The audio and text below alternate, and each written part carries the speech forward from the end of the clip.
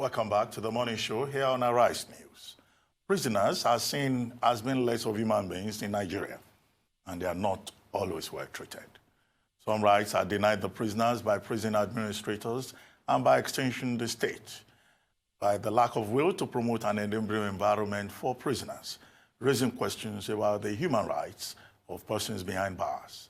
Joining us now to speak on the rights of prisoners and prison reform is lawyer and founder of Prisoners' Rights Advocacy Initiative, AHMED ADETOLA-KAZEEM. AHMED, welcome to the morning show. Thank you very much, sir. Thank you for having me. Well, first let me congratulate you on the good work you are doing. Thank you very much. But this is a subject that has been on the front burner in Nigeria for decades. Beginning with Civil Liberties Organization, Constitutional Rights Project, the Catholic Secretariat, Amnesty International, Human Rights Watch, everybody talking about the need to treat prisoners well. Where do you think the problem lies? Is it the refusal of our leaders, many of them who have also been in prison, at one point or the other, their refusal or lack of knowledge on their part?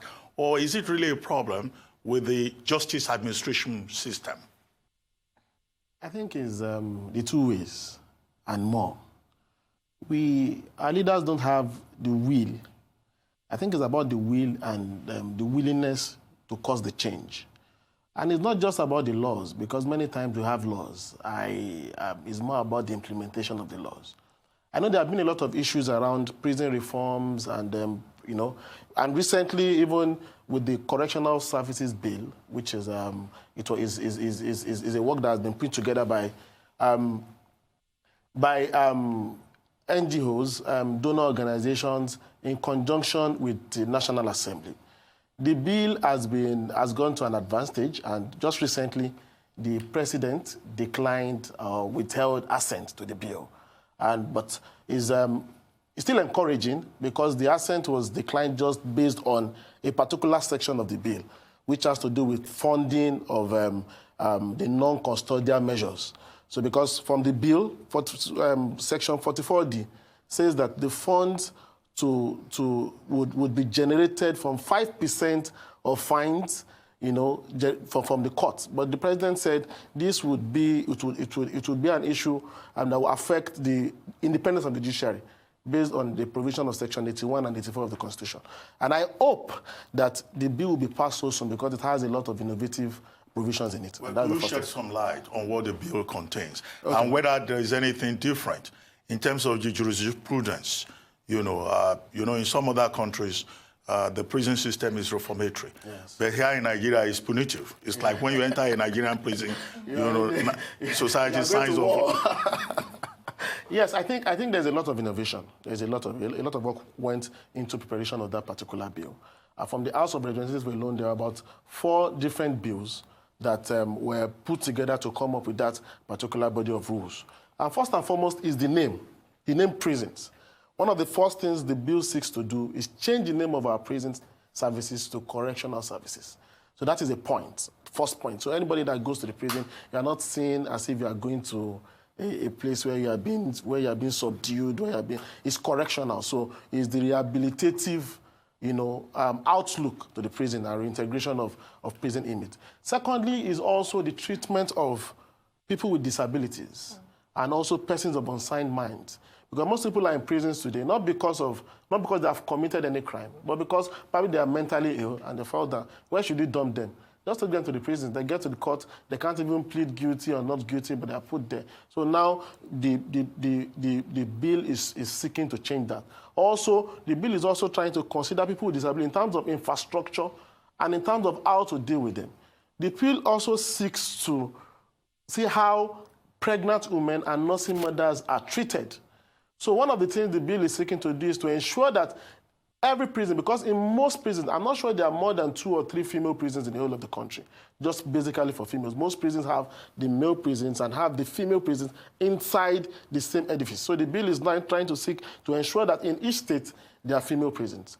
Also, in the country, the bill is also trying to ensure that we have booster homes for young offenders, because most of the prisons, we just have 3 booster homes in Nigeria for young offenders.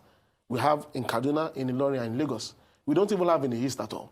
You understand? So the bill is now seeking to ensure that each state at least have one booster home, so we don't have incidences of underage imprisonment. These are some of the innovative provisions of the, and also the bill. One of the core provisions in the bill is the issue of non-custodial sentencing.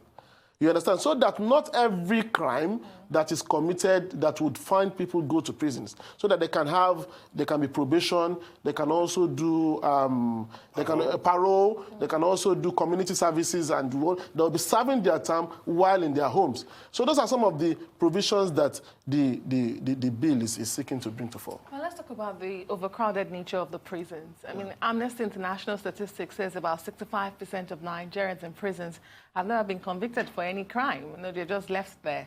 But with your interactions with this inmate across the country, what would you say is the leading cause of this? Is it the lack of, our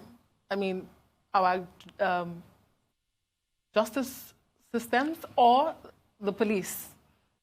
Security, I wouldn't want to say just the police. Let's just call it security agencies. Okay. Because beyond the police in Lagos, for instance, one of the core reasons for overcrowding of prison is the task force.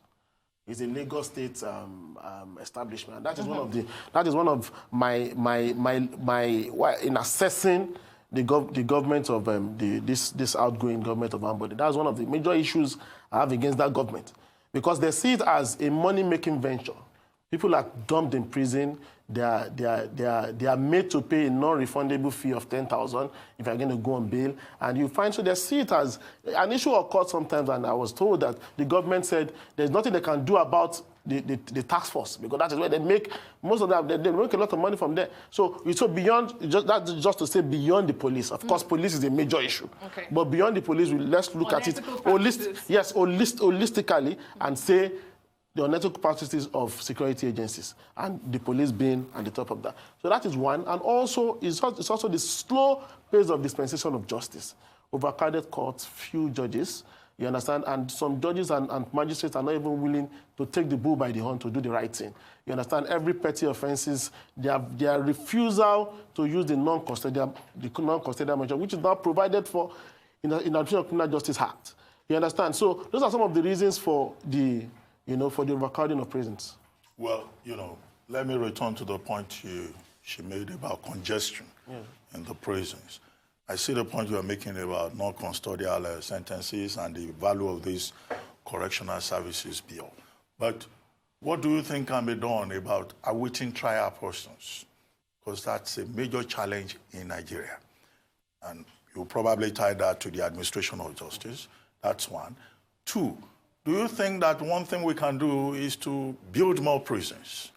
Because many of these prisons were built during colonial era. Yes. But, the Ministry of Internal Affairs, one minister after another, seems not to have deemed it necessary to probably build more prisons and modern, prisons, yes. Okay, for the first question on the issue of awaiting trial persons, I think it has become a menace.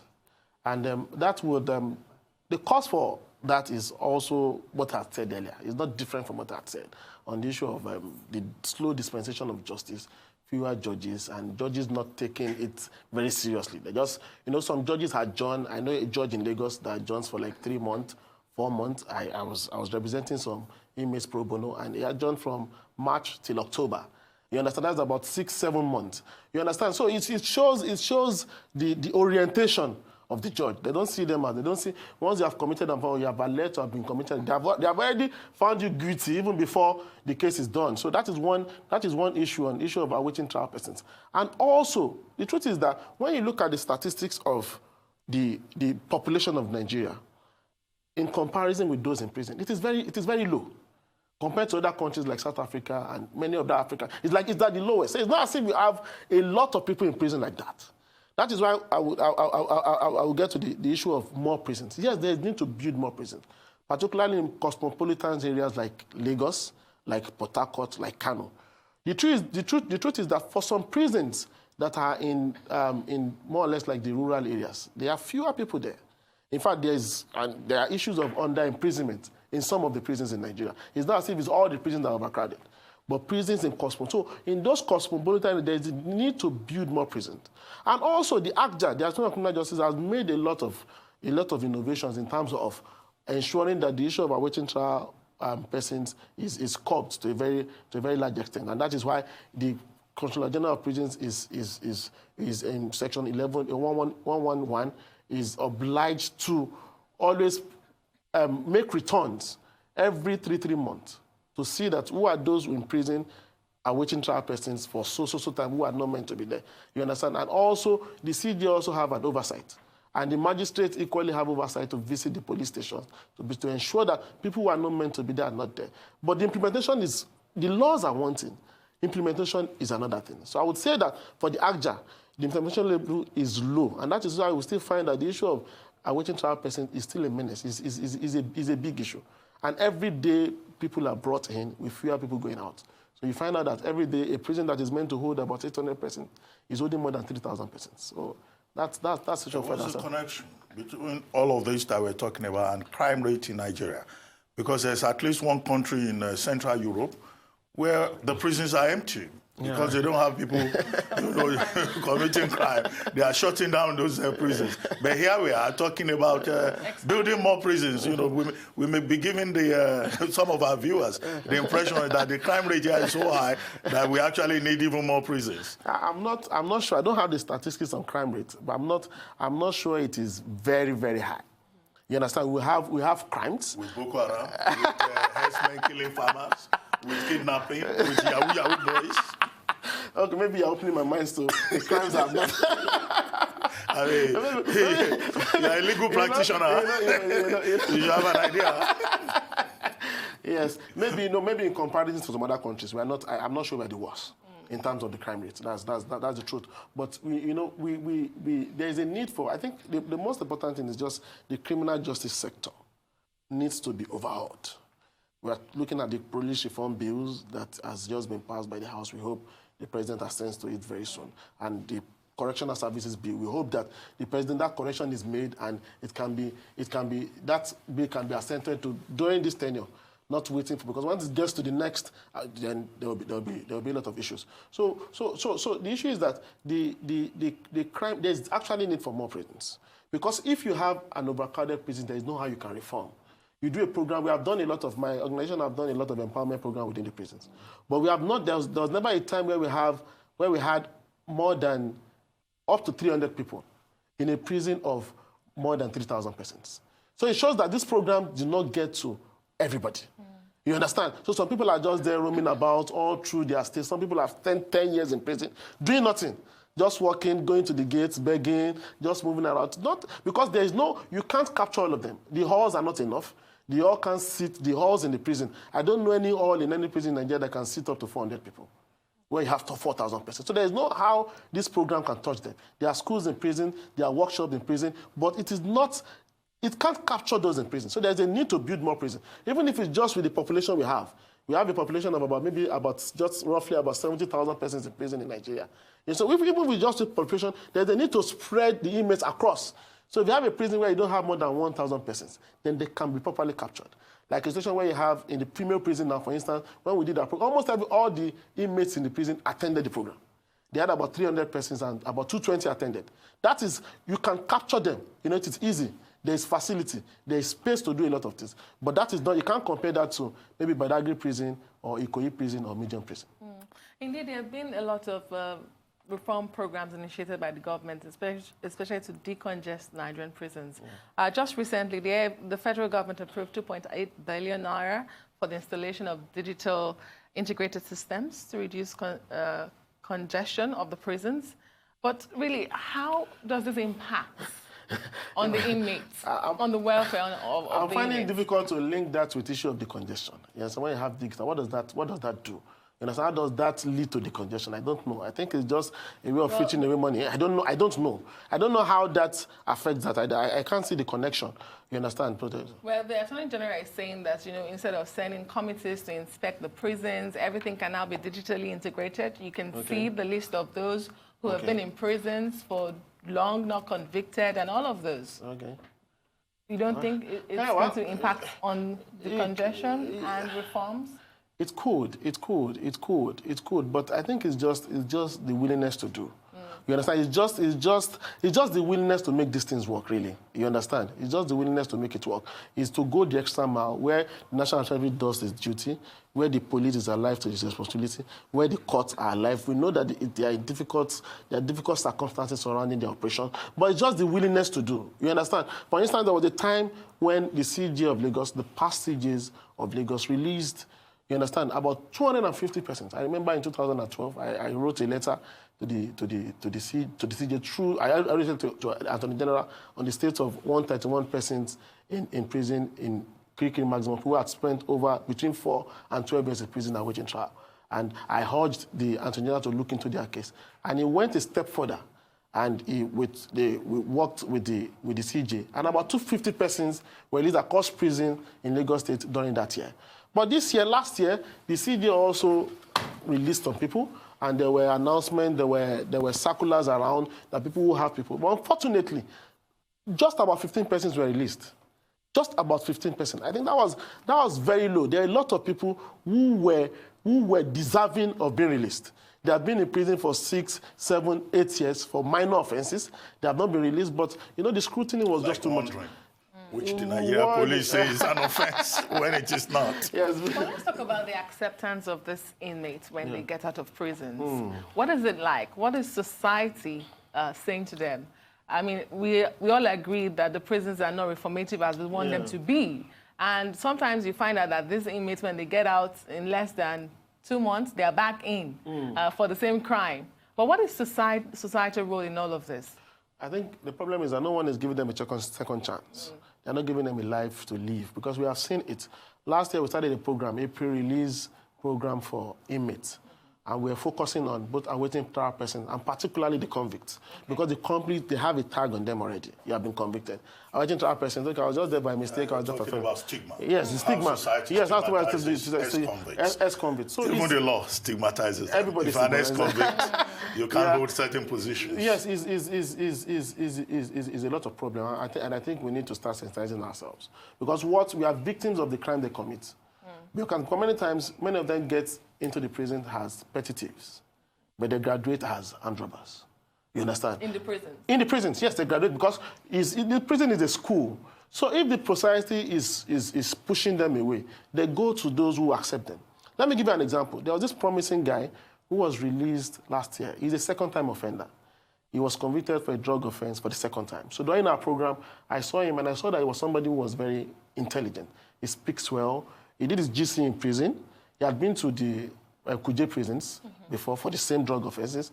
He came to Lagos, and he was arrested for the same drug offenses. But during the program, he spoke about his travels. He spoke about how he had sat for GC outside for 4 times, and he didn't pass, but he passed while he was in prison at his last imprisonment. And he even did a journal. He wrote a journal, a beautiful journal. And we are trying to work into how we can publish a journal that will be a lesson for others, for the young ones. Notes from prison. Yes, notes from prison. Yes, but unfortunately, the day he was coming out, there was somebody waiting for him outside. I was outside the prison waiting for him to accept him. And there was also another person waiting for him. The guy was also in prison. The guy deals in cocaine. He was dealing in Indian hemp. The other guy deals in cocaine. You understand? And he said the guy wanted to take him. He just had to tell the guy that no, his brother. He told the guy that was his brother, and I was there for him. That is how. So it's a struggle between evil and good. So if the good ones do not show them acceptance, then the evil ones will take them away. And it will become a deeper problem for the society. Just before you go, there was this dialogue between the Nigerian authorities and the UK about plans to send home Nigerians in UK prisons. Yeah. I don't know whether you have information on that, where we are with that, and whether you think it's a good idea to take Nigerians in UK prisons and bring them back here to the prisons we have here. I know that in the maximum prison they are trying to build some new cells. With UK support? I think so. Yes, with UK support to bring them. But I don't think it's a very good idea. Why not? No, I don't. Maybe the British want to also decongest their prisons. Maybe so they send foreigners to their countries. The crimes were committed there, so let them deal with them there. So. I think we should release Wale, thank you very much. Thank you very much. Thank you. Thank you so much. It's time now for a short break on the morning show. When we return, we'll have Arise News analyst Emmanuel Efeni join us to review top stories in today's newspapers. Stay with us.